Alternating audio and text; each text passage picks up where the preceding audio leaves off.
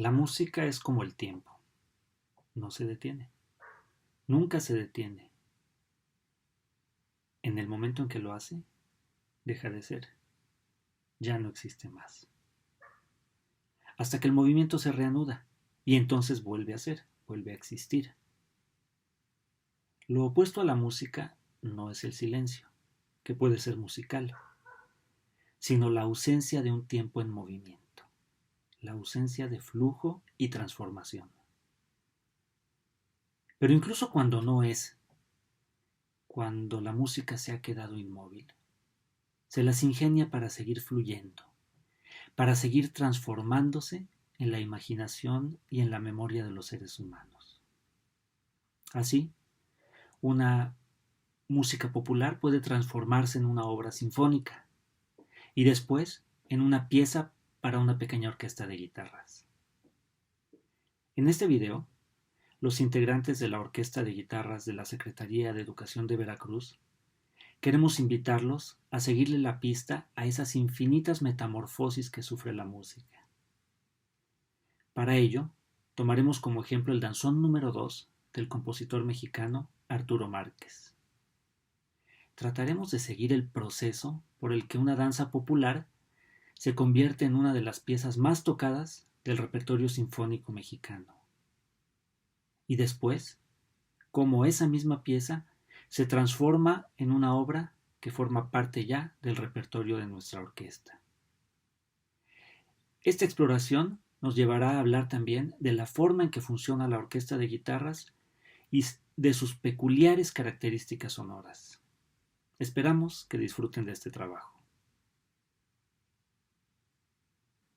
El primer problema con el que nos vamos a encontrar cuando hablemos de arreglos es el de la terminología.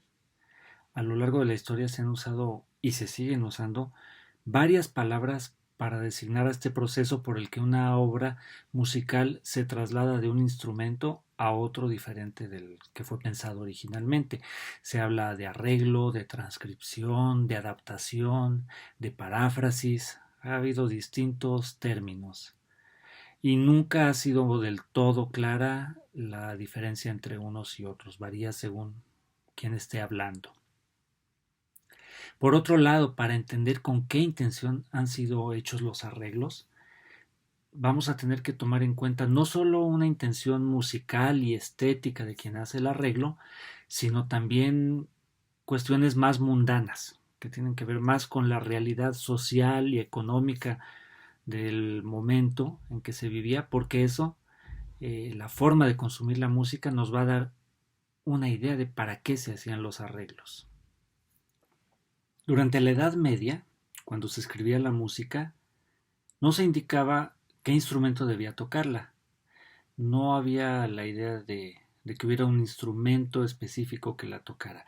Cada quien la tocaba en lo que tenía a mano, en el instrumento o la voz que tuviera disponible. Y hay que esperar hasta el Renacimiento para que surja la idea, por lo menos, de una diferencia entre la música vocal y la música instrumental. Es en este momento en que se empieza a desarrollar una música instrumental con características propias diferentes de las de la música vocal. Esto que hoy nos puede parecer muy natural y obvio, no era de ninguna manera algo tan sencillo. Piensen que la música durante siglos se desarrolló a partir de lo vocal y entonces se organizaba a partir del texto, de lo que se cantaba. Pero cuando se hace una música que no viene de un texto, ¿cómo se organiza? No era tan claro eso. Llevó siglos de desarrollo el construir un discurso instrumental, específicamente instrumental. Lo primero que hicieron los compositores de música instrumental fue basarse en la música vocal y entonces adaptar a sus instrumentos música coral, música que había sido escrita para varias voces, se trasladaba a los instrumentos.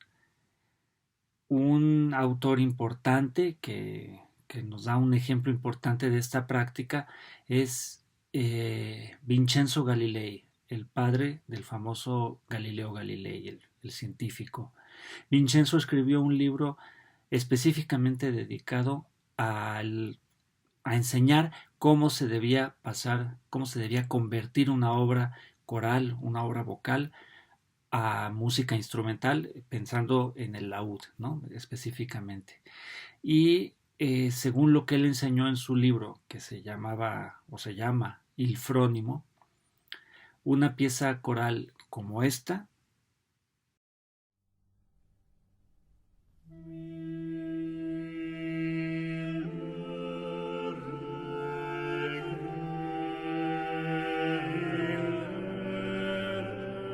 se transformaba en esta pieza para vihuela sola.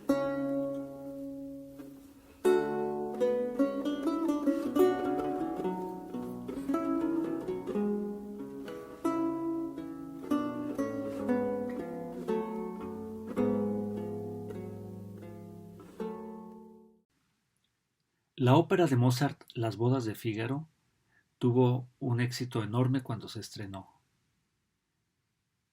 Ante este éxito, Mozart pensó que sería conveniente apresurarse a escribir un arreglo de partes de la ópera para un pequeño grupo de alientos. Un arreglo de este tipo iba a venderse bien porque podía tocarse en reuniones sociales, en bailes, y él era consciente de que si no lo hacía rápidamente, alguna otra persona lo iba a hacer y se iba a quedar con las ganancias. Pensemos que en ese tiempo el derecho de autor no funcionaba como ahora y las ganancias iban a ser para quien hiciera el arreglo. Entonces él tenía prisa por hacer este arreglo. El tipo de uso que él estaba pensando para este arreglo queda muy bien ilustrado por él mismo en una de sus óperas posteriores, el Don Giovanni. Hay un momento en que el seductor Don Giovanni, Don Juan, va a cenar y ha contratado a un grupo de músicos, un grupo de alientos justamente para que amenicen su cena. Una cena a la que, por cierto, ha invitado al fantasma del comendador al que está esperando. Escuchemos primero un fragmento de las bodas de Fígaro, un fragmento del aria Non più andrai farfallone amoroso, por cierto, en una simpática versión con marionetas. Non più andrai farfallone amoroso, notte e giorno d'intorno girando, quelle belle turbando il riposo, Narcisetto ad uncino d'amor. Quelle belle turbando il riposo, Narcisetto ad uncino d'amor. Ma perché rippo far pacco? Ahora el momento de la cena en el Don Giovanni, en el que el criado Leporello reconoce la popular melodía.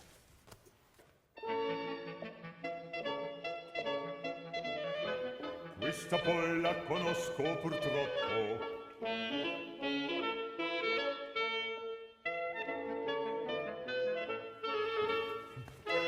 Leporello, padre mio. Se fijaron cómo Mozart utiliza su melodía de las bodas de Fígaro, ahora citada como música que se toca en reuniones sociales en esta ópera Don Giovanni. Fíjense que el objetivo del arreglo en este caso está determinado por los hábitos de consumo musical de su época. Aquí se trataba de permitirle a la gente volver a escuchar una melodía que había tenido mucho éxito tomada de una ópera. Era más difícil escuchar la ópera ver una presentación de la ópera completa que poder ir a una reunión y escucharla tocada por un pequeño grupo. En una de sus visitas a Praga, Mozart asistió a un baile.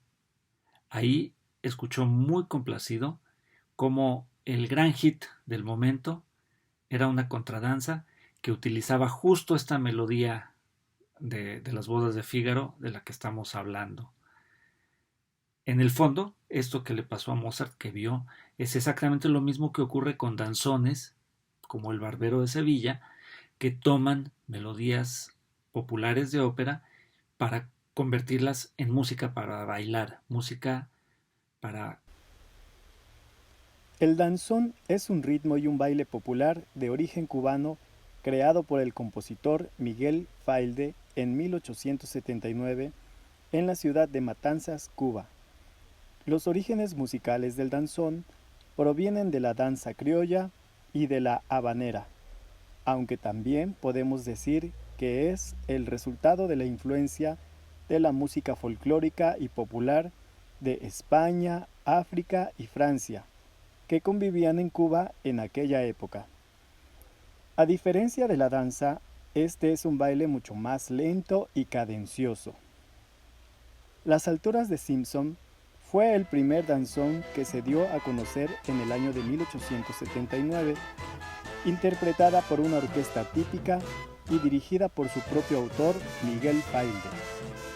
La orquesta típica de danzón está integrada por alientos, cuerdas, metales y percusiones, siendo el güiro el que marca el ritmo.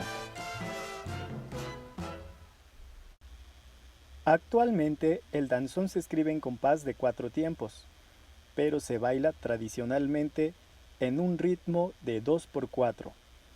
Consta de varias partes llamadas introducción o paseo, un primer trío de clarinete llamado melodía, un segundo trío de violines que retoma la melodía y un tercer trío de metales llamado montuno, que es la parte más rápida de este y es también donde las parejas de baile tienen la libertad de hacer distintas variantes de sus pasos. El danzón es de carácter popular con ritmo marcado y pegajoso.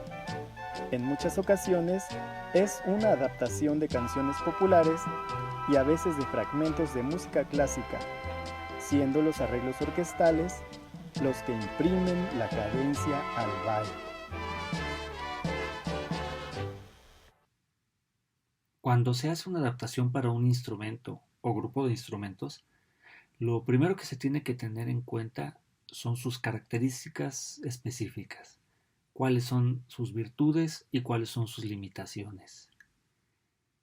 En el caso de la guitarra, estas limitaciones son primero su volumen limitado. La guitarra suena poco comparada con otros instrumentos. Esto también implica un rango dinámico pequeño, es decir, la diferencia entre sus sonidos más suaves y sus sonidos más fuertes es muy pequeña, no es tan grande como en un piano, por ejemplo. Y una última característica importante es que en la guitarra todas las notas, en cuanto se tocan, empiezan a morir, empiezan a perder intensidad. Siempre en la guitarra el inicio de la nota es lo más fuerte y de ahí empieza a bajar la intensidad. Esto ocurre también en instrumentos como el piano, el arpa, la marimba. En todos ellos se toca la nota y después ya no hay control de lo que sucede con la nota que se tocó. No pasa lo mismo en instrumentos de arco como el violín o de aliento.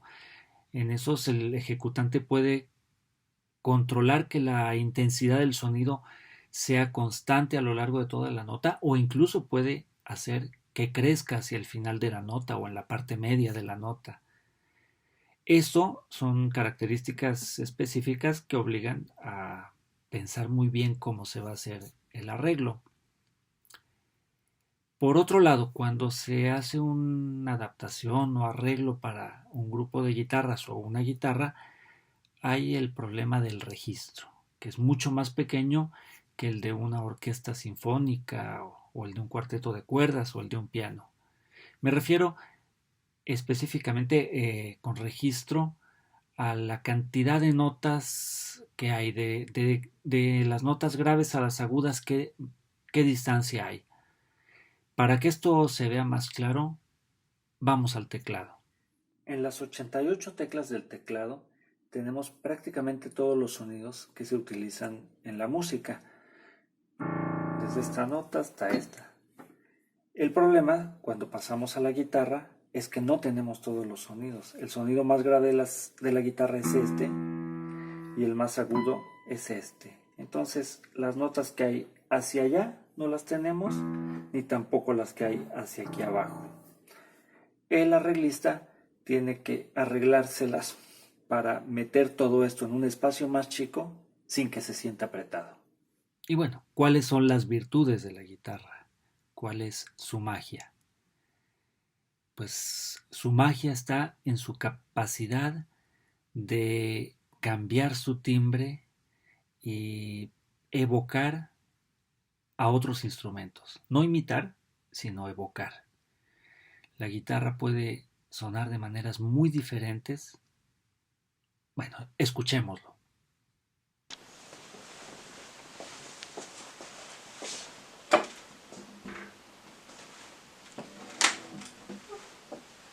La guitarra tiene muchas posibilidades tímbricas. Tocando la misma secuencia de notas, podremos lograr resultados muy diferentes.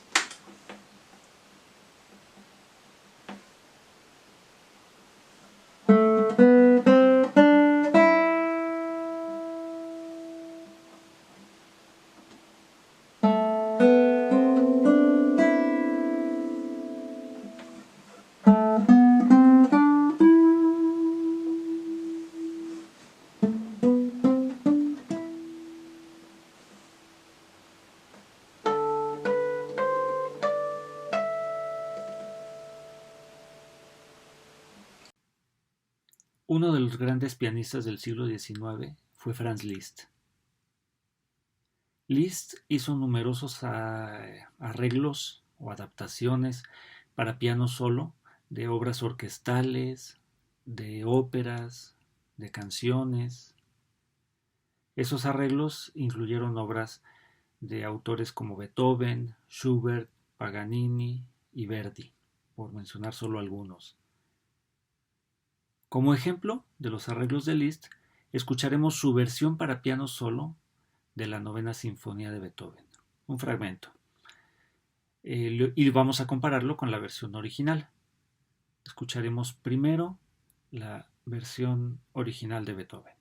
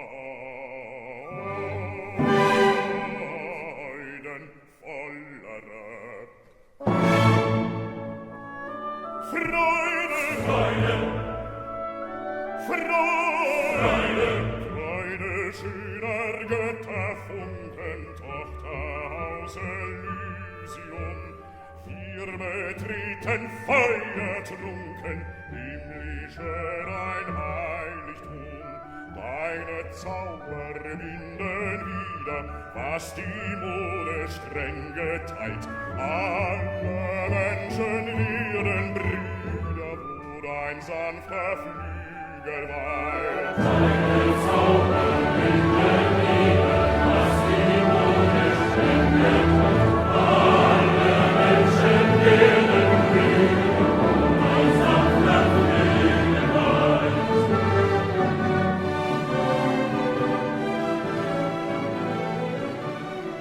Ahora escuchemos el mismo fragmento en la versión para piano solo de Franz Liszt.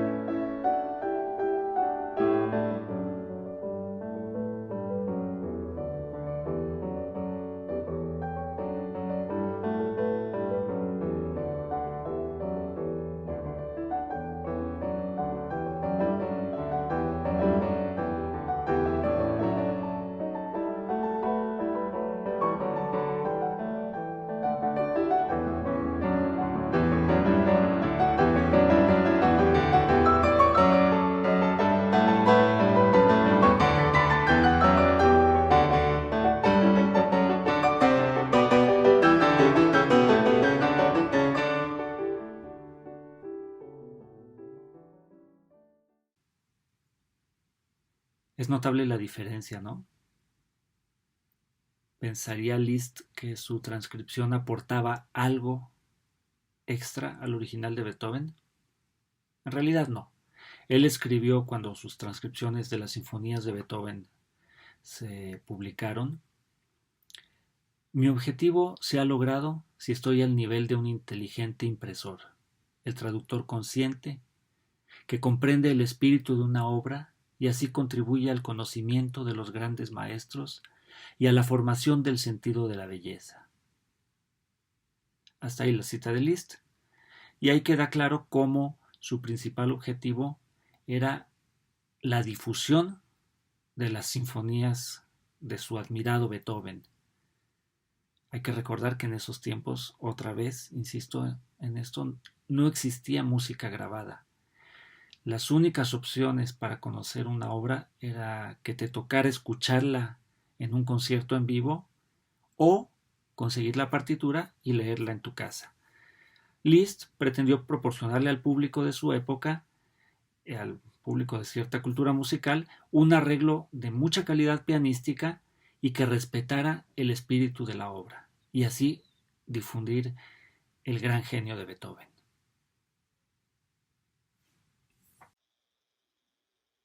A finales del siglo XIX, el danzón traspasó fronteras y llegó a México a través de Yucatán y el puerto de Veracruz. Esto gracias a la afluencia de músicos cubanos como la Orquesta Aragón y Acerina y su danzonera. También por notables cantantes y compositores como Benny Moré y Dámaso Pérez Prado.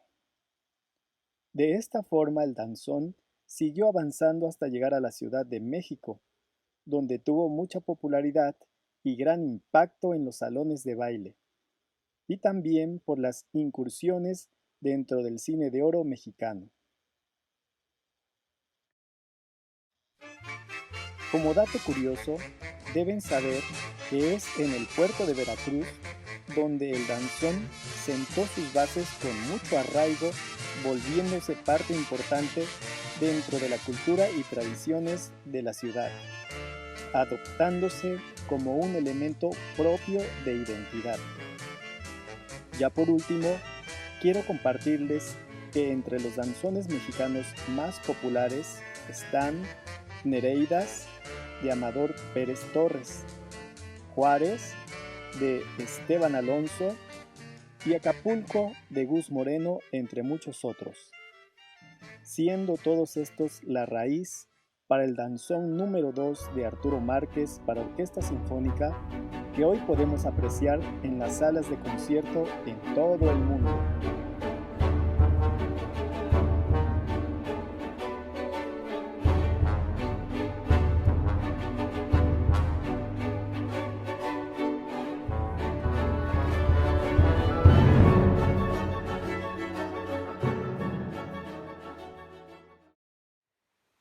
Les voy a hablar sobre percusiones. Se preguntarán por qué de percusiones si esto es una orquesta de guitarras, si hay puras guitarras. Pues así como en las orquestas usan las percusiones como un elemento rítmico importante o para dar colores instrumentales especiales, también en la orquesta de guitarras utilizamos percusiones, solo que las percusiones las hacemos con la misma guitarra. La guitarra tiene muchas posibilidades de imitar instrumentos y bueno, también hay muchos sonidos especiales dependiendo de cómo se toque, cómo se golpee, con qué se le dé los golpes. Se van a producir diferentes sonidos. En el caso del danzón número 2 de Arturo Márquez, se usan muchas percusiones. Nosotros las hacemos de diferentes maneras. Por ejemplo, las claves las hacemos golpeamos con las uñas en el aro de la guitarra.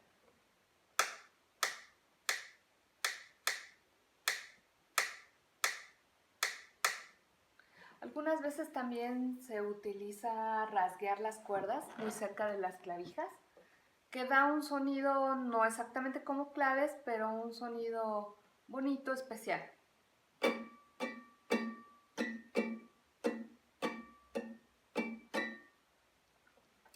Otro efecto importante es el güiro. El güiro nosotros lo hacemos con un papel, lo ponemos sobre las cuerdas y rasgueamos. Las cuerdas empiezan a vibrar y a golpear contra el papel y dan un efecto bastante parecido al güiro.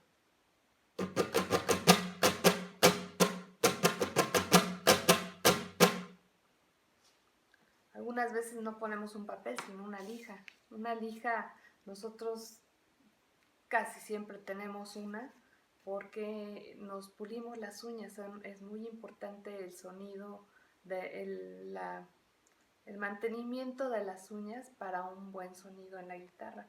Entonces a veces lo hacemos hasta con una lija. Y por último tenemos sonidos de tambores, de tarolas, de bombos. Estos los hacemos, por ejemplo, las tarolas, cruzamos las quinta y sexta cuerda y pulsamos.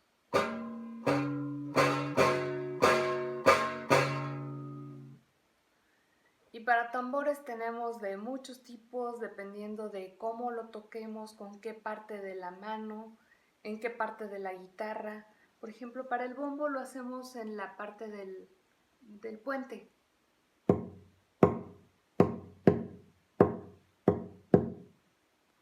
Y para otros tambores, escuchen los diferentes timbres que da dependiendo de dónde lo toquemos.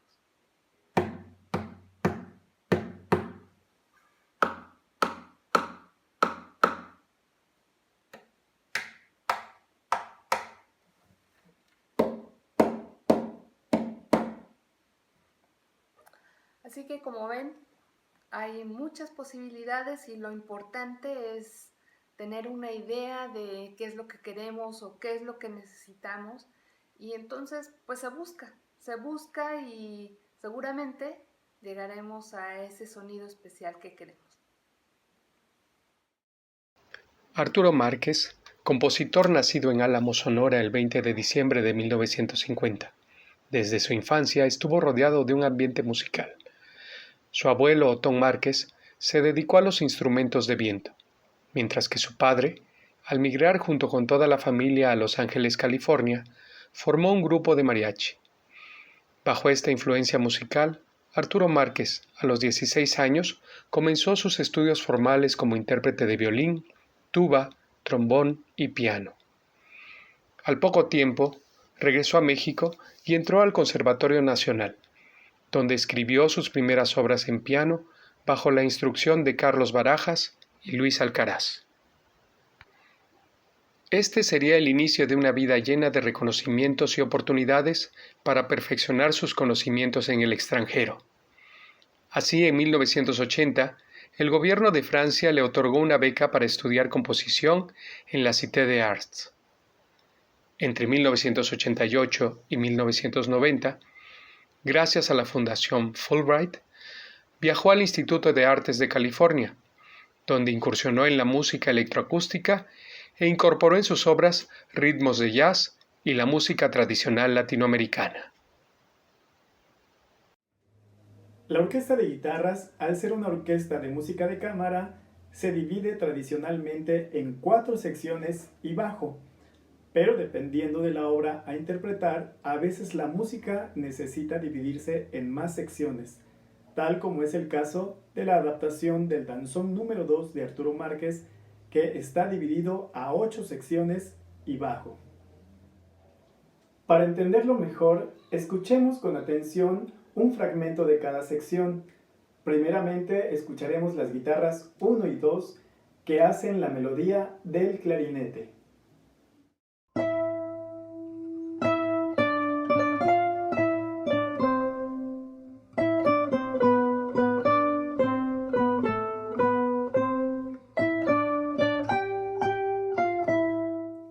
Ahora escucharemos las guitarras 3 y 4 que hacen la parte del piano.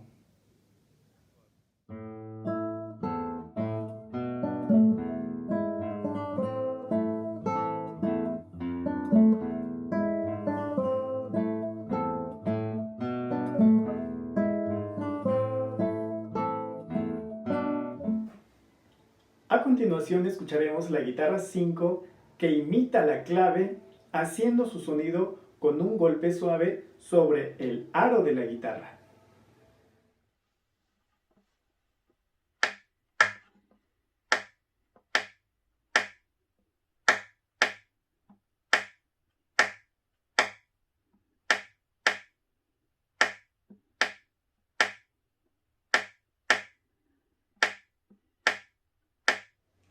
Escuchemos ahora la parte de las cuerdas, es decir, cómo las guitarras 6, 7 y 8 tocan respectivamente los pizzicatos del violín 2, la viola y el cello.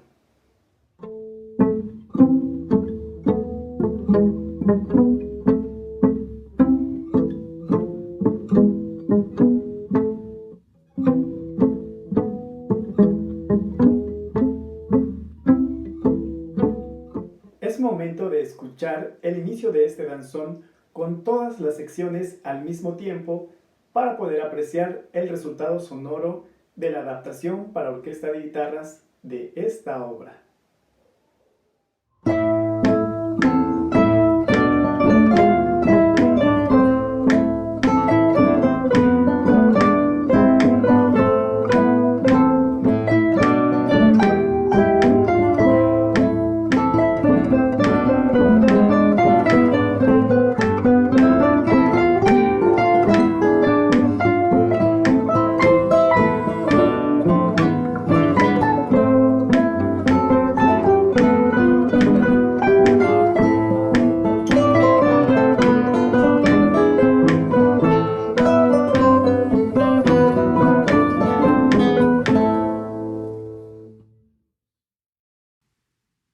Hemos visto con algunos ejemplos que los arreglos se han hecho a lo largo de la historia con objetivos muy diferentes. Sin embargo, hay otras razones más por las que se hace un arreglo y de las que nos llevaría mucho tiempo mostrar ejemplos, pero puede ser, por ejemplo, por falta de repertorio para un instrumento o grupo de instrumentos, puede ser por razones de lucimiento instrumental. Por ejemplo, otros de los arreglos de Liszt fueron de caprichos para violín solo de Paganini arreglados para el piano, con un objetivo de mostrar el gran virtuosismo de Liszt en el piano y las posibilidades de su instrumento. Puede ser como un homenaje a un compositor, puede ser por gusto, simplemente por ganas de tocar una obra que nos gusta y que fue escrita para otro instrumento, o también puede ser por una razón musical, cuando se piensa que una determinada obra puede verse con una luz diferente cuando se le traslada a un instrumento o combinación de instrumentos diferentes de los originales. Pero, ¿existe algún criterio para saber si un arreglo es bueno? En nuestro caso, de la orquesta de guitarras, ¿cualquier pieza funciona cuando se arregla para orquesta de guitarras? ¿Cuándo podemos decir que el arreglo funcionó? Para asomarnos un poco a lo que ocurre dentro de la cabeza de quienes están haciendo un arreglo, vamos a hablar con algunos de los que han hecho arreglos para la orquesta de guitarras. Por lo menos mi idea personal es que un arreglo para orquestas de guitarras debe sonar no como evocando al original, sino debe sonar como si hubiera sido escrito para guitarra, ¿no? Aprovechando las posibilidades de la orquesta. No sé. Incluso como punto importante, enfatizar la diferencia de una transcripción, o lo que eso significa, de una adaptación y de un arreglo. Porque yo estoy entendiendo hasta ahora que una transcripción es respetar la partitura lo más fidedigno hacia otro instrumento, respetando incluso en la medida de lo posible la tonalidad y cada una de las notas ahí escritas en la partitura. Cuando hacemos una adaptación, obviamente ya no podemos respetar ciertas octavas, ciertos registros, o por la instrumentación simplemente pues ya estamos en otro aspecto. yo me he sentido con más libertad cuando hacemos arreglos, que yo considero que es cuando tú tomas una canción, una melodía popular y entonces tú tienes la libertad de incluso cambiarle el ritmo, la tonalidad, la introducción, los adornos, etcétera. Entonces, partiendo desde ese punto de vista, pues me he sentido muy, muy libre cuando hacemos arreglos que incluso tú mismo puedes proponer. Me estoy acordando de La Bamba, que es una canción popular, tradicional, y pues quise proponer una versión para la orquesta de guitarras. Me he sentido un poco con miedo, como se dice, cuando se quiere hacer una transcripción de estas orquestales y tratar de respetar todo. Y entonces me parece que el equilibrio importante de lo que yo puedo concluir también con esta charla es una adaptación, donde ya lo vuelves algo pensándolo, como si hubiera sido escrito, como bien lo dijiste, como si bien lo hubiéramos pensado como para guitarra. Y buscar su sonoridad, su color, su timbre, su textura, su forma. Entonces ahí para mí es como que el equilibrio perfecto. Cuando Alfonso Moreno, que fundó la orquesta, inició, pues no había prácticamente repertorio para la orquesta de guitarra. Así él empezó haciendo o tomando arreglos que eran hechos para cuarteto o haciendo arreglos de piezas orquestales, ¿no? Y creo que con el tiempo se ha ido diversificando, ¿no? El tipo de arreglos que hacemos. En un inicio, pues se tocaban los arreglos algunos arreglos que existían incluso pensados más que nada en cuartetos, arreglos que ya estaban hechos, ¿no? Torroba, cuartetos de Torroba, algunos arreglos que tocaba el ensamble de clásico de la OB, con quien el maestro Alfonso también era el director y que hizo muchos arreglos. Y la manera en que ha ido evolucionando, pues nos ha llevado hasta hacer un trabajo como esta ópera, por decirlo así, esta ópera pequeña de Bach, de la cantata del café. Esta es como que un acierto y un reto para la orquesta entrar con un arreglo así a ese mundo que puede ser ya lo escénico, que se acerca a una ópera y nos permite tener ese reto de estar como espectadores al mismo tiempo de lo que está sucediendo en la escena. Los primeros arreglos como que estaban pensados en que se imitara lo que se hacía con con la versión original. A mí de lo que he hecho, una de las cosas que más me gustan es la Sinfonieta de Moncayo. Pero, pero justamente yo cuando la hice, como que sentí, si paso las notas como están, suena pobre, suena vacío. No la puedo pasar así. Tengo que, para respetar como la idea del compositor, la idea sonora que finalmente sale en la orquesta sinfónica, tengo que hacer cosas que no están escritas, ¿no? Por ejemplo, una línea que hace un clarinete solo, a lo mejor duplicarla, porque si no la orquesta de guitarra se oye muy vacía. Y digamos, creo que traté de ser respetuoso de la idea de Moncayo, pero siendo guitarrista, ¿no? Aprovechando lo que conozco de la guitarra y me gustó mucho el resultado, ¿no? Hay un arreglo que nunca me gustó de Halfter.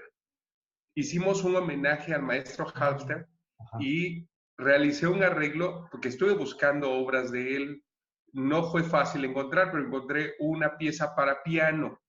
Y esta pieza para piano, lo más acercado que pude encontrar, como pensándolo para la orquesta de guitarras, hice un arreglo buscando separar incluso las líneas, darle un colorido diferente al arreglo, pero la verdad es que sonó muy, muy pobre. Yo lo sentí muy pobre, muy carente de sonoridad. A lo mejor debía haber pensado en otra tonalidad, posiblemente, y hubiese dado otro efecto, pero la realidad es de que este arreglo de Halfter no sonó con una buena calidad sonora, hablando redundando, no tuvo una buena calidad sonora y las líneas melódicas se perdieron realmente dentro del discurso. Para piano es muy bella, es muy bonita, es muy viva, tiene esa ligereza que no le encontré en la orquesta de guitarras. Cuando tocamos obras arregladas por compositores que no son guitarristas, a mí me gusta mucho encontrar líneas melódicas precisamente que no están comunes, que no son comunes para las líneas de nosotros los guitarristas. O sea, estamos acostumbrados a cierto tipo de escritura. Pero, por ejemplo, Tchaikovsky, el Re mayor de Tchaikovsky, ¿no? Tiene unas líneas melódicas que son totalmente diferentes a las que podemos encontrar con obras de compositores guitarristas. Y el reto como ensamble se transforma en otro sentido también, porque tocar 20 o más personas juntos, una sola nota, al mismo tiempo, eso tiene su nivel de dificultad en cuanto a ejecución. En cambio, 3 guitarras, cada quien toca las 5 notas a la vez, obviamente va a ser más fácil que 3 personas estén juntos, más juntos simultáneamente, que 20 personas tocando cada quien su nota. A diferencia de la orquesta de cuerdas, con el arco, de instrumentos sonoros que prolongan su sonido, en nuestro caso como guitarristas, con la cuerda pulsada, es muy evidente cuando alguien entra antes o después. Clicking, porque el ataque de la guitarra es muy definido, ¿no? Los otros instrumentos, como que el ataque es más suave y se pueden unir, pero nosotros... Exactamente, se pueden ir uniendo con el arco, con suavidad, con aire, y simplemente escuchas cómo va creciendo la amplitud sonora. Pero en el caso de la guitarra, inmediatamente se escuchan. Entonces eso, a su vez, nos proyecta una más claridad en las líneas melódicas, y a la vez nos propone un mayor esfuerzo en el trabajo de ensamble. Y esa parte también es muy, muy importante a tomar en cuenta al momento de hacer las adaptaciones. Por supuesto, depende del tipo de música, pero también de conocernos incluso como personas, como grupo, como ejecutantes musicalmente, y todos los aspectos técnicos, artísticos y musicales que cada quien tiene. Sí. Y bueno, yo creo que de las cosas que hemos hablado aquí le dan a la gente que nada más va al concierto y nos escucha una idea de todo lo que hay atrás de un arreglo, ¿no? Que no tenemos simplemente la música y nos sentamos a tocarla, sino hay un montón de consideraciones y de trabajo y de intercambio de opiniones atrás, ¿no? Que pues creo que lo que hemos comentado aquí le va a permitir a la gente asomarse a lo que hay atrás del trabajo de la orquesta. El detrás de cámaras, el resolver. El maestro Arturo Márquez ha declarado que sus composiciones se distinguen por reflejar preocupaciones sobre el acontecer social y político, no solo de México, sino del mundo entero. El danzón número 2, una de sus piezas más importantes y reconocidas, es un ejemplo de este interés social, pues fue escrita en 1994 a solicitud de la Orquesta Filarmónica de la UNAM, año del levantamiento del Ejército Zapatista, lo que inspiró al maestro Márquez a dedicar su más famosa composición a los derechos de los indígenas.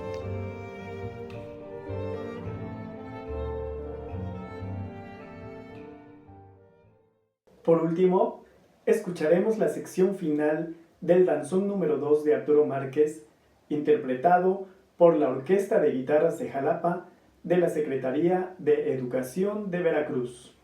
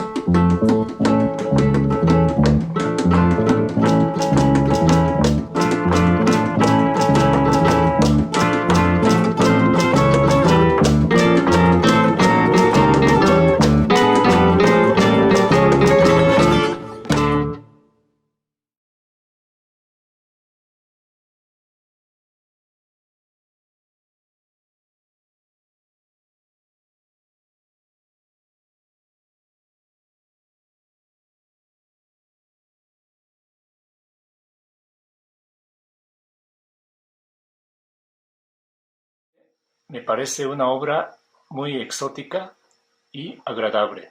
Creo que es una obra muy accesible al oído.